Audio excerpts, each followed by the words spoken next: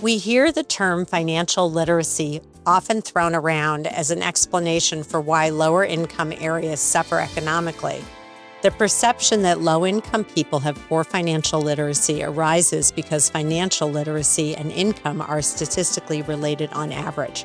However, and let me be clear about this, low income does not imply poor financial literacy, nor does high income guarantee good financial decision-making. Financial outcomes are shaped by a combination of knowledge, opportunity, access to financial services, and broader economic conditions, as well as societal history, I would add to that too. Financial literacy is the ability to understand and effectively use financial knowledge and skills to make informed decisions about earning, spending, saving, borrowing, investing, and managing money throughout life. A financially literate person understands not only how financial products work, but also how their financial decisions can affect their long-term well-being. Over the past several years, many states have increased financial education requirements in public schools, which I think is, frankly, a blessing. As of 2026, more than half of the U.S. states require high school students to complete a standalone personal finance course before graduation, while others integrate financial topics into economics, mathematics, or social studies classes. However, some states still have few or no statewide graduation requirements for financial literacy. This should be a must for all states, and I really can't understand the rationale for why we don't want and deserve a financially educated population. Welcome to Small and Gutsy, the podcast spotlighting nonprofits and social enterprises with budgets under $10 million. My name is Dr. Scherck Wittcoff, and I'm excited to be your host. We bring you the lesser-told stories of organizations that are bold, passionate, and making a real impact. Perhaps you will find needed services, a job, volunteer, invest in, or donate. Small and Gutsy is more than a podcast. We're a 501c3 nonprofit. We've recently been ranked number 8 on FeedSpot's top 30 social impact podcasts, and number 3 and number 9 by Million podcasts for the top 30 volunteer podcasts and for our youth empowerment episodes, respectively. We're incredibly proud of these honors, but prouder still of our mission to elevate the visibility of small but mighty change makers. Do you happen to know a nonprofit or social enterprise doing incredible work? If so, send them our way to laura@smallandgutsy.org. Institutional lending refers to loans provided by formal financial organizations such as banks, credit unions, development banks, and regulated microfinance institutions. These institutions play a central role in economic growth by providing credit for homes, education, businesses, and personal needs. However, access to institutional lending is often uneven, particularly for low-income individuals and households. Institutional lenders generally offer advantages over informal lenders. Institutional lending can be a powerful tool for improving economic opportunity, but many low-income individuals face significant barriers to accessing it. Addressing challenges such as limited credit history, unstable income, documentation requirements, and financial exclusion can help create a more inclusive financial system. However, that doesn't currently exist. Improving access to affordable, responsible credit benefits not only individual borrowers, but also strengthens local economies by supporting education, entrepreneurship, and long-term financial stability. This is where my featured organization steps in. Mint to Prosper Foundation really helps close that gap. Mint to Prosper Foundation is the savings marketplace built for everyday families. I love that term. It's just so fitting. Mint to Prosper Foundation powers Purpose Mint and the Conquer Community Savings Program, which is one platform where asset-limited households save their first $500, step away from predatory lending, and I'm going to have my guests talk a lot about that, because in our dark web world, there's predators everywhere, so I really want to learn more about that. It allows them to connect to safer financial pathways. They help community banks and credit unions reclaim the customers they've quietly lost to alternative financial services, known as AFS. Mint to Prosper Foundation empowers individuals and families to transcend economic volatility and achieve lasting upward mobility by bridging the gap between financial intention and action through evidence-based behavioral design. I absolutely love that too, because behavioral change is so key. developmental capacity building, and inclusive access to the financial mainstream. They envision a world where the financial system empowers every individual to achieve lasting economic security, resilience against volatility, and the freedom of choice to pursue a thriving, self-determined future across generations. Mint to Prosper Foundation builds financial resilience alongside asset-limited households by turning intention into consistent savings behavior. Through structured peer-cohort programming, behavioral savings tools, and accessible banking pathways, they equip people from young people earning their first paychecks to adults rebuilding stability with the safety nets that make long-term economic mobility possible. They believe no person should be denied dignity, opportunity, or the basic tools of economic participation because of where they live or what systems they inherited. I am beyond honored to introduce my guest today, Nesha K. Brown, Executive Director of the Mint to Prosper Foundation and a social impact strategist focused on financial empowerment and systems design. She specializes in building structured savings pathways that help asset-limited households step away from predatory lending and reach long-term stability. With a background in program architecture, operational strategy, and community-centered innovation, she brings clarity, accountability, and mission-aligned leadership to advance sustainable impact. I am so thrilled that you are here, so let's get started.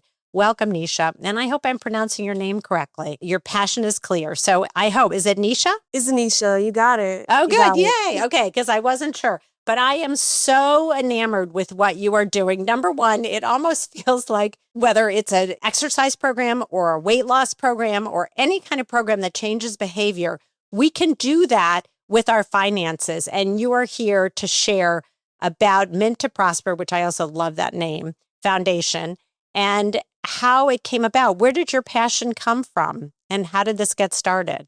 Yeah, Laura, thank you for having me. I'm excited to be here and talk more about my journey of evolving within Mental Prosper Foundation. And I would say my journey started from lived experience. A while ago, when I was 19, my dad was killed at work. She-rock fell on him and broke his neck. Oh At my that God. time, I had lost my last parent. My mom died when I was 3 from ovarian cancer. And so from the age Oh of my 3 to 18, I watched my dad misuse my survivor benefits. That was supposed to be my safety net. So by the time I was 19, he was killed. And so because of his financial illiteracy and his behavior patterns and misusing my survivor benefits, that pushed me into like a place of homelessness. Temporarily, of course. And so with that, I always imagine, like, even going through that situation, I always imagine, like, what if he would have been more proactive? And because, you don't know when you're going, something is like that will happen. But what if he would have been more proactive in how he used what my mom had worked for and left to really set a path for me to where I didn't have to be pushed in survival mode. And so that situation, I learned a lot from it. I had to get into a place of unlearning everything that I knew about financial illiteracy and relearn everything that I know now. Got on this pathway of discovering, and I became my own social experiment. I started learning and applying my own techniques to myself. But in the midst of that, I also started sharing online. And so when I started sharing online, people organically started to resonate with my story as well as be attracted to some of the self-help work that I was doing. And that just by extension, that resulted into them just asking me, hey, Nesha, can you help me do these things? The same thing you're doing for yourself. We come from the same place. Can you really help me? And so I always say that this was accidental. It's not something that I planned. It just happened organically. And so through that experience, I was working full time and people just started swarming me. And within 6 months, at the age of 20, I believe, I made $55,000 just talking to people on the phone, helping them Wow. go over their budgets, helping them optimize their credit reports, just basic, very basic financial literacy. I just built community around that. And in return, that just evolved into just, the work that I do now, in addition to being able to serve, over 1,000, 1,500 people since Amazing. 2017. And so that's what really ignited the passion within me, Because I think when we go through those situations, or me specifically, I made an internal vow, like, I can't change what my father did not do because he only knew what he knew. But what I can do is unlearn and relearn to change the trajectory for me and my family. And so the work that I thought that I was doing for myself, it was for everybody else. And so that's what really sparked my passion for the work that I'm doing now. Nesha, I have to say, I hadn't heard that story. We had met briefly over the phone before we wanted to interview you. First of all, I'm incredibly sorry for the loss of both your parents, your mom at such a young age. And I love that you didn't dig a hole and crawl in it. Mm-hmm. You have so much strength. You have some inner spirit that drives you. And I love that you don't seem to be angry. You seem to be determined that you are not going to fall in that same place. And so you had to unlearn, which I think is actually beautiful, and relearn something you knew was out there while you were working to try to survive yourself, and then be able to then spread that knowledge to other people. And then that grew into a nonprofit foundation for others. And I'm just, incredibly moved by you as a person, because not everybody would be able to do that. And I also think you're here to say that everyone can learn financial literacy. And that is so key, because most of us, we just want to make sure we have enough money in the bank to pay our bills, but that really isn't enough to help us think about the future. And as you pointed out, you never know what can happen.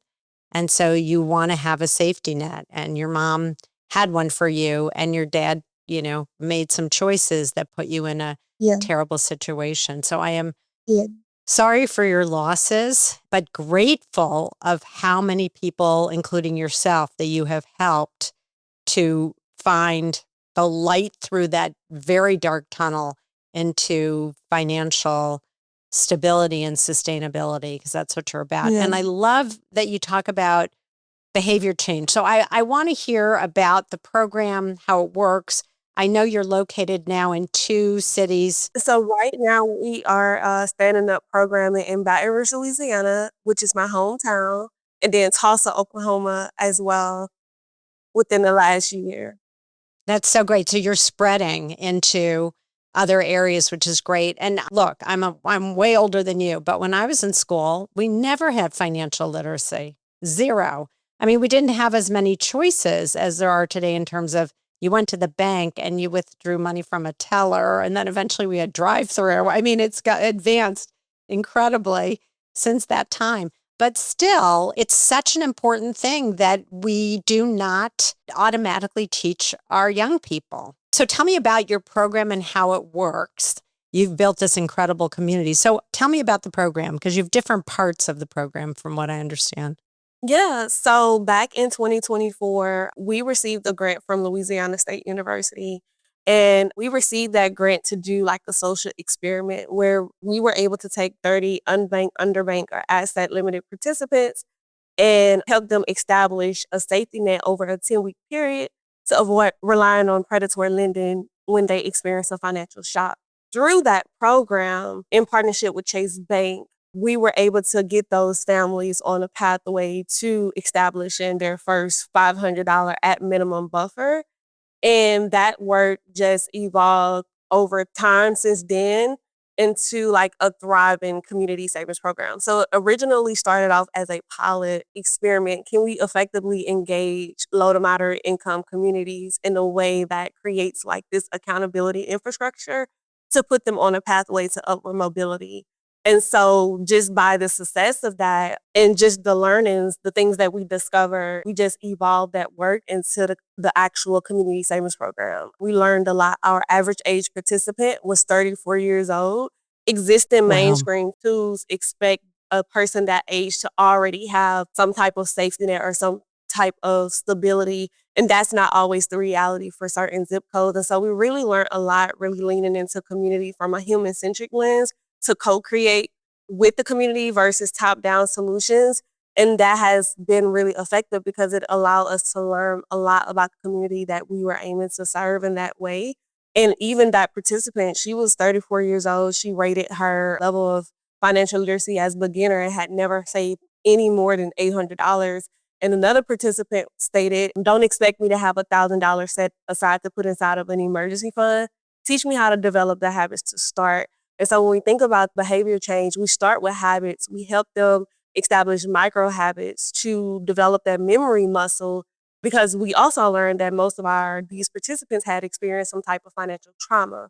So we had to pace it out. So while they're building their safety nets to reach that financial outcome, they're also developing habits, positive habits as well, to interchangeably do both. And so that's done through our tech development, which is PurposeMint. And PurposeMint is the fintech arm of what we do that's currently in production. And so it's basically a savings marketplace that allows users to onboard and develop those micro habits that eventually become a bridge connecting them to safer financial pathways. PurposeMint is currently in production. We are in the process of doing a soft launch to our past cohort participants, but likely by the end of the year, November, December, we will be in the app stores. And so those are two of our biggest initiatives that we are working towards to continue to create a sustainable impact within communities. I love this. So I want to go back to that example. First of all, congratulations on getting a grant, because that shows that you've got a program that now you have research behind you. You piloted and it was very successful. And you said there were 30 families, right, who participated. So walk me through, is it mostly online? Is it in person when you first did this? And do they get to connect with each other for support? Because some of this is definite behavior change and some of it might be peer support as well. So I'd love to hear the details of that. The original pilot started off very scrappy, like a lean version It's of what we supposed do to. now. Exactly. And so it was as far as the framework of the program in itself, we always started with open and retreat, which basically we develop curriculums and workbooks to kind of introduce their 10-week savings plans to them, show them 3 different ways to be able to meet that goal by the end of the program, communicated the expectations and all of the things, introduced them to our banking partners, because at that time they had to physically go inside of Chase Bank and open up those savings accounts. And so that's kind of what we did. We did open and retreat, and then following that open and retreat, over 10 weeks workshop programming. Great. And while they are doing workshop programming, they are also assigned to financial coaches that they meet with one-on-one. Brilliant. They're also within community as well. We do have online community where they engage, they share their wins, they share their highs, their lows, just all of the things. And so that's where that peer-to-peer accountability and engagement come in at as well, because they're collectively working towards this milestone as well. But also sharing, being able to have space to share when things pop up, because during our first pilot, that community piece was so important, because one of our participants, by the end of the program, she wasn't able to meet that full requirement of saving $500. And the reason being is because Louisiana experienced a hurricane. And so she had to tap into her emergency fund to be prepared for that hurricane. But we had, as a community, had to reassure her, this is what this is for. Right. You get it. You understand that you had something to leverage when you experience a crisis. And that was the main point. And so it was moments like that that made community important, as people were still trying to meet the milestone as well as navigating just life. And following that, once they reach by the end of that 10-week savings plan, they are invited to a closing retreat, which allows them to kind of celebrate their success and receive their certificate and things like that. But it's a hybrid model. Most of our workshop programming and our one-to-one financial coaching is done virtually, just to accommodate working parents and people who, get off late in the evening. And then we always start with an in-person open retreat and a in-person closing retreat as well. That's amazing. And the program is 12 weeks long. Mm-hmm. And has it iterated into, are you using the same basic program still? Although it sounds like you now will have these online tools that I had seen on your website, and so wanted to mention them. And then you talked about them launching, which is exciting. And how many cohorts can you start? Is it usually one for 12 weeks and then you'll have another for 12 weeks? Or one in each location in Oklahoma and in Louisiana? Do you do them simultaneously? How does that work?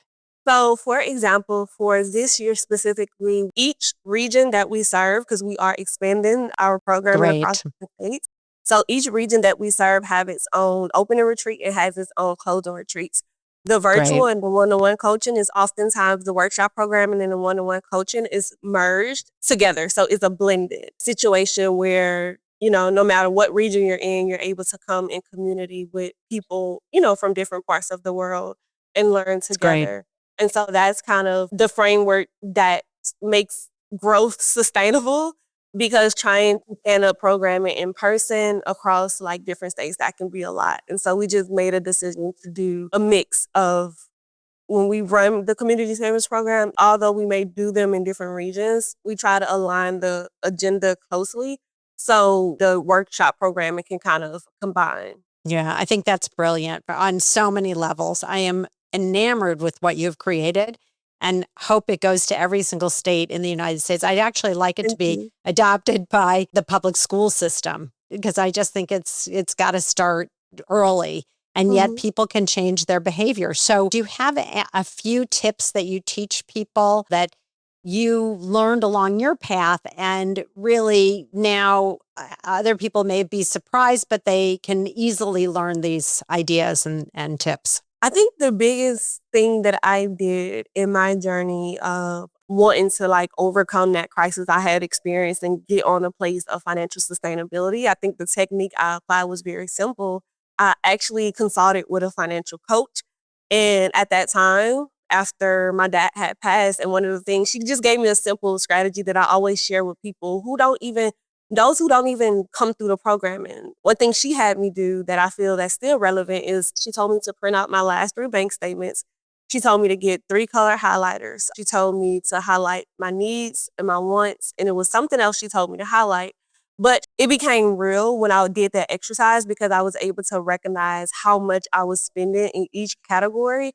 And that became, it's like perception becomes reality. Like when people can see it, even in conversations now, I notice how people don't check their bank statements and things like that. So that was like an awakening activity for me to be like, okay, well, this is my wants. This is how much money I'm spending on my wants. And at that time, it surpassed my needs. And then a conversation or the question becomes, what are you willing to sacrifice to get to where you're going? And that's where, again, that reflective piece came in. And so that's where I knew like the behavior change was inevitable to kind of get me on a consistent path to sustainability. And so just making those small changes was very impactful for me. It was just that those micro changes of just one, awareness, becoming aware of my circumstances, because a lot of my financial literacy or a lot of my behavior around money was just rooted in learned behavior and just mindlessly spending. And so again, that small exercise is always what I encourage people to do. Just look at your reality and look at where you are and just ask yourself, what sacrifices am I willing to make to change this? I so appreciate that because I think, and you said it so beautifully, mindlessly spending. So many of us do that. And I think we see that shiny thing and we think, oh, I'll worry about it later. I'll worry about how to pay for it later or whatever. And it is about making choices, but informed choices. And then when all of a sudden you have money at the end because you made those choices, you're like, oh, this is my buffer. Mhm. Before we did so much, credit card and sort of the rest of it, we'd have, at least when I was younger, we'd have, a jar and you'd put change in it, out of your pocket or whatever. I remember taking the change jar to the bank at one point and there was like $150 in that. And this is a long time ago. It was shocking. I would have never thought there was that much money in just Yeah. putting change in every day when, we got home. And so it was really an awakening for me to say, boy, we're not using money in ways that we could. So I think that's another message there, but it's the awareness piece that is so key. Or I often get shocked, and I shouldn't, but I often get shocked when I go to the grocery store and I think, I'm not even buying meat. How did I spend over $100? So again, it's that reality check and deciding, is this something I really want? Can I make something similar at home? Whatever. We all make choices, but I love that level of awareness is sort of where you start because it's eye opening. And then the other thing that I hear, which is great, in what you're sharing is when you have a peer cohort, people can bounce ideas off others. And I would guess most people in the cohort have experienced something similar because we all have the needs. Like, okay, you have to pay your rent, or you have to pay your mortgage if you're lucky to have a mortgage, or you have to pay the gas bill or car insurance, whatever. But the wants are all the extras that you don't actually need. And sometimes it's hard to differentiate that. And we've unfortunately live in a society that I think has taught us to appreciate in a bad way immediate gratification with all the movement on the internet and TikTok and everything else. And I mean, Instagram used to be a great place. And now every time I go on and I use it for obviously small and gutsy, it is one big advertisement. There are more things and most of them not really well made, some of them maybe. And people make money through advertising, whether they use the product or not. And it's, again, I'm moving now into a little bit of the dark web. But let's talk about predatory stuff, because you mentioned that several times. And I was very moved by that word because it is. People prey on many different people for many different reasons. But vulnerable folks are the target, whether it's age related, economically related. The 2008 crash in the housing market is kind of an example of that, where people were not vetted appropriately and were oversold a bill of goods in terms of what they could afford in the housing market.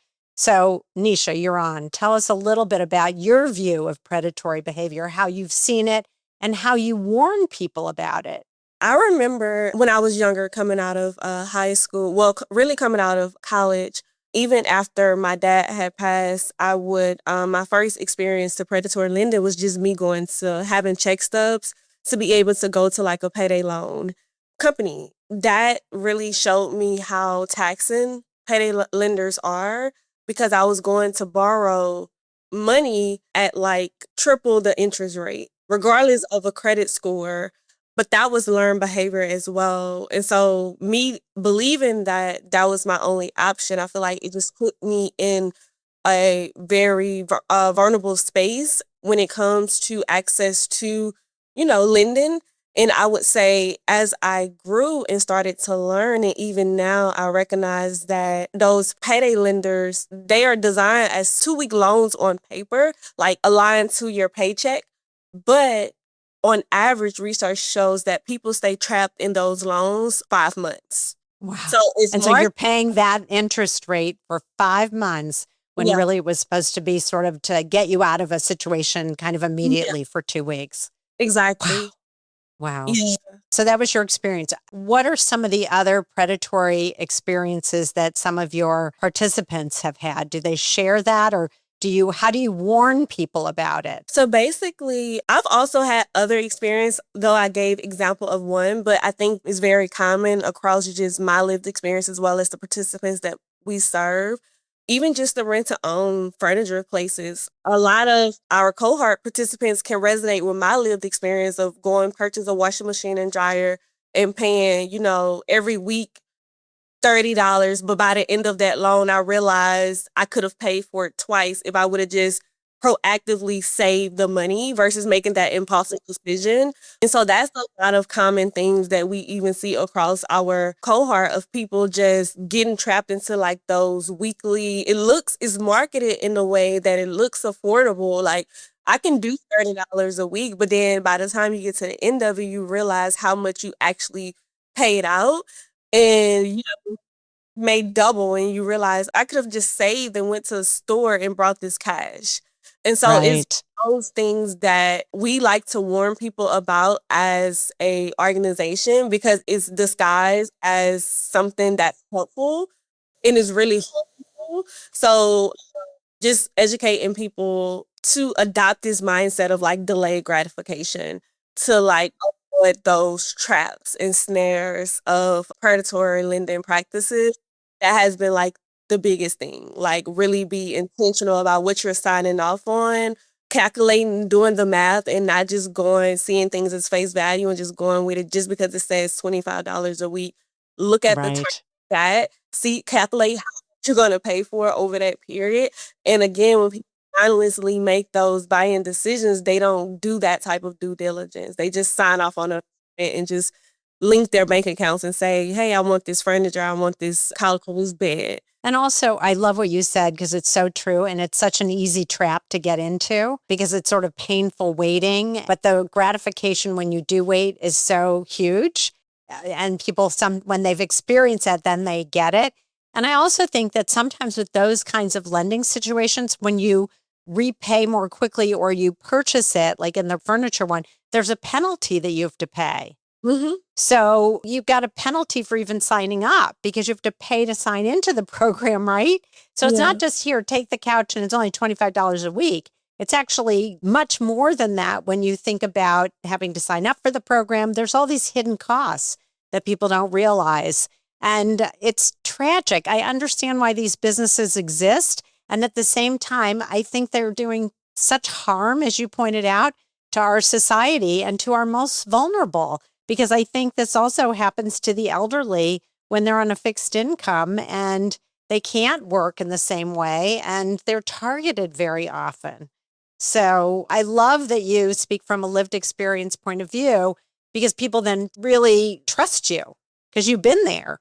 Yeah. So I think that's incredibly helpful to them. To your point, something came up to me when you said that this is like a huge issue. But yeah, just through research, we've also learned that, the predatory lending economy is a $280 billion economy. 280. Wow. That's been preying, PREY. That's what we try to, again, raise awareness about and help people dismantle those beliefs that keep them confined to those type of systems. I love that you do that. And I'd love to hear some examples of how you teach people. So some of it is behavioral, which you mentioned.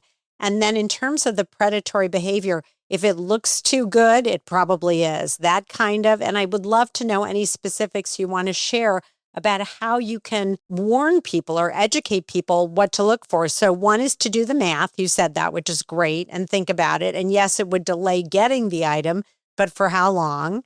And not to fall prey, because we all do this, to the salesperson in that context who just wants you to sign and they'll give it to you and you can walk out of the store. That's really tricky. So share some of your wisdom, because you have it for sure, about how you help people navigate that, because I think that's hard. Yeah, I think helping people navigate that is basically just, I think the awareness piece is important. Helping them understand like the risks is key, like helping them understand exactly how much they're losing and how that could have been leveraged for upward mobility, because you got to think about it. These systems are set up to extract money from people that are already in poverty. And so it's showing them the reality of, we calculate this loan and you realize you've paid this much into this loan. What if you would have leveraged this money to create an upward mobility opportunity for yourself? Workforce development or childcare access or combating homelessness or just all of the things. This is why using that leverage to establish some type of collateral or cushion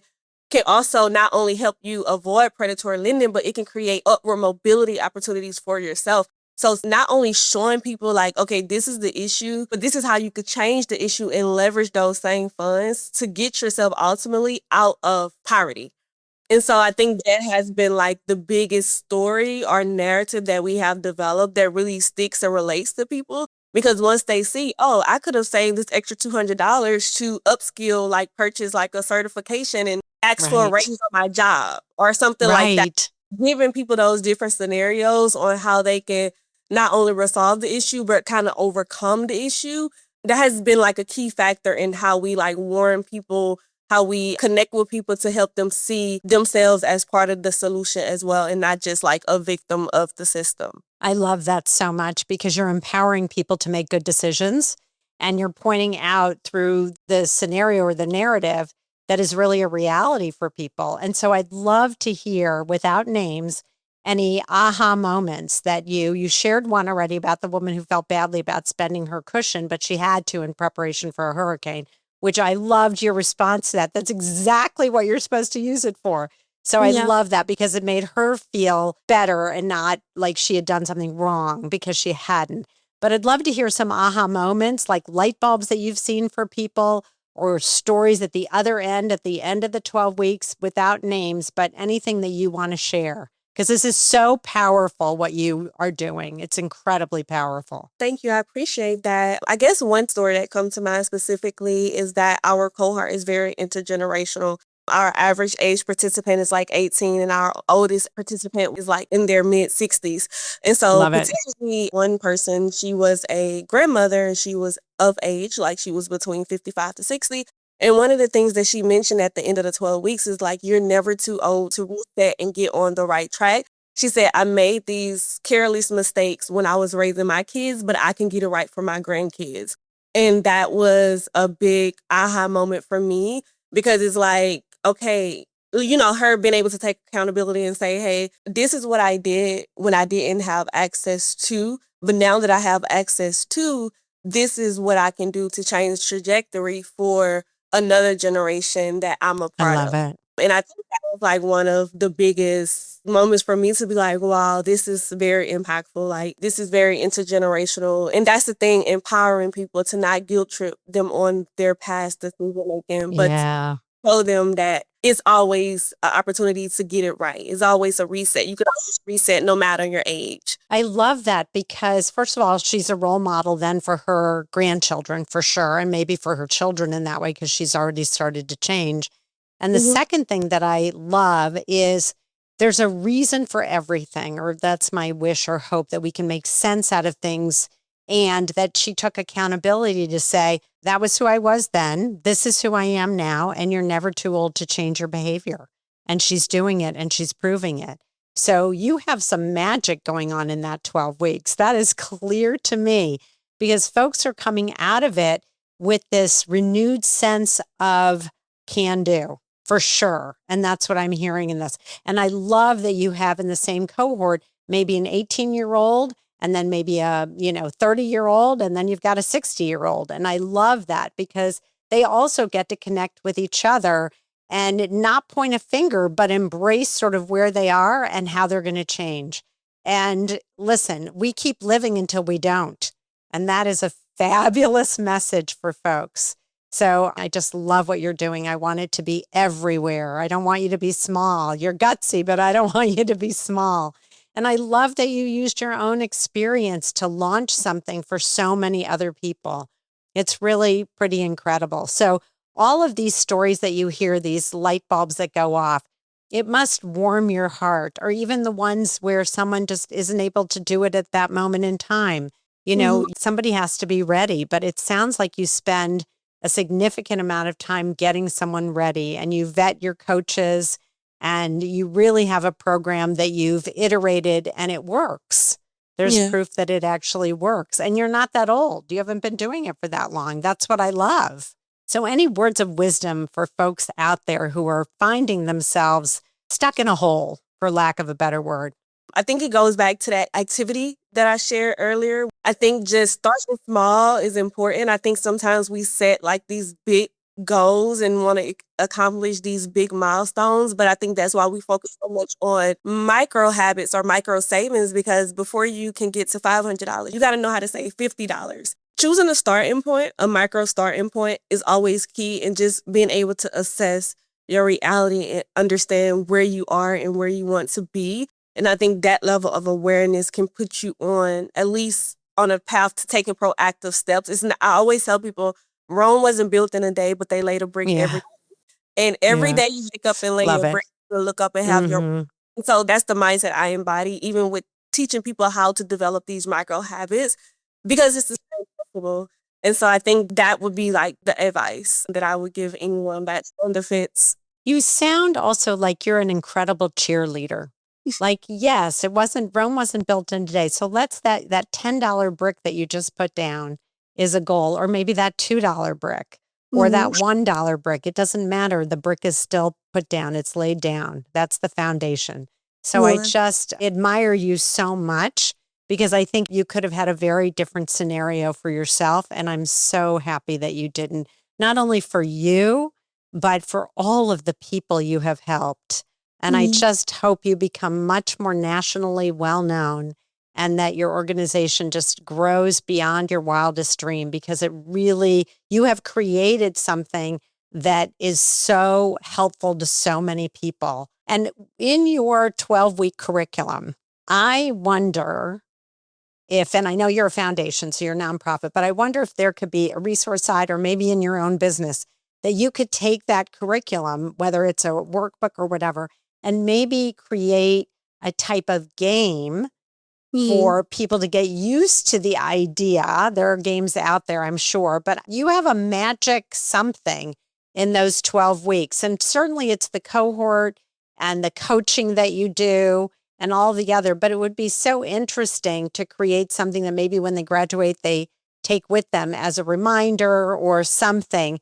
And then they can play this with their family members if they're family members, just as a learning thing. Just a thought, because you don't need one more thing on your plate, but I would love to capture that 12 weeks in a way that becomes, in the social work psych world, sort of object relations. It is like a reminder, how people wear rubber bands to remind them of something. This could be a reminder of staying on the path. I don't know, just thoughts, because I love what you're doing. I think you've already changed my mind of something I'm going to change in my own life. And I think it's important to wake up knowing it's just one step forward every day. That's all you have to do.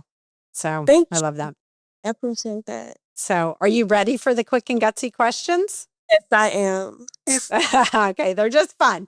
Okay, what is at the top of your wish list for Mint to Prosper? But the answer can't be money or funding, because most every nonprofit needs money or funding. So what's at the top of your wish list? I would say infrastructure. Technology that would allow us to expand across the globe. Oh, that'd be so great. Can you imagine how many states, but not just states, countries, individuals who are elsewhere, even if it's not the same system, your messaging is still applicable in all of those places. I mean, it would just be amazing. I love that idea so much. If you were to think of a song that describes Mint to Prosper, what would it be? The first thing that comes to my mind is Party in the USA. I love it. Yeah. Yeah. Tell me why. It's always like once we get past that 10-week savings plans, it's always a celebratory moment for our participants. And that's the first song that came to mind. It's so true, though, because that first in person where you're kind of setting the groundwork, and then the last one at the 12-week mark is got to be really moving for people. Party in the USA. Yeah, you got to play that for every final cohort. I love that. Okay, it's great. What makes Mint to Prosper Foundation gutsy? Because you're definitely gutsy. What makes you gutsy? I think being resourceful. I think that was what really makes us gutsy. But despite having a lean team, despite having not a large operational support, we are very resourceful and can still make impact just like any other larger organization that may have a bigger budget. I love that. You are definitely gutsy to be able to do that. And I love that you're resourceful. That really contributes to your gutsiness, because it does. That's clear to me. What is something that outsiders, or maybe even a few insiders, don't know about Mint to Prosper Foundation? Maybe the story that I shared with you earlier about just my passion for the work. Through just lived experience. I don't get to share like my personal story often. So I don't think a lot of people, it's always a surprise. Like if they hear about it, they were like, wow, I would have never known, but now I understand why you're so passionate about this work. And so that's one of the things that I say that people don't really know, but when they receive it, they are just surprised. Yeah, and probably in awe of you, because you are still young, but you were so young. And to lose a mom in the horrible way when you were really little, and that she really did set up something for you, and then for your dad to have died in a freak accident, put you in a horrific position. And I too, I'm enamored and I don't even know the right word to say, but in awe of you and your talk about resourcefulness and resilience. Those should be your middle names, frankly. They really should be. If you could get one celebrity or influencer, because of course I'm on Instagram and so many people are, to talk about Mint to Prosper, who would that be? Maybe Oprah Winfrey, if she could just shout us out on her show. Yeah. do a big shout out or interview you, and I'm going to add one more, which I don't really, but I think it'd be so great, is Michelle Obama. Exactly. Because both of them, literally was going to say, they're both of them. First of all, Oprah's been around a little bit longer, but they both are dedicated individuals to education. Mm-hmm. Regardless of what area of education, Oprah's done so much around the educational world, not only for young women of color in South Africa, but also education in terms of the general public based on the topics that she brings and talks about. And Michelle Obama, incredibly, education has always been an area of strength for her. So I think you need to reach out to her and her brother, Craig, who do a podcast and say, we were on Small and Gutsy, but really, we need to be on your podcast. Because what you're doing is incredible, really incredible. I don't know how you get to her, but you should, because you are changing people's lives all the time, and you'll continue to do that. So how do people reach you? How do they find out about you? How do they find you, connect with you? So on all social media channels, my @ is Nesha K. Brown. On LinkedIn is Nesha Brown. And my website is neshabrown.com. And then if you want to connect with the nonprofit, it's menttoprosper.org, and Mint is MINT.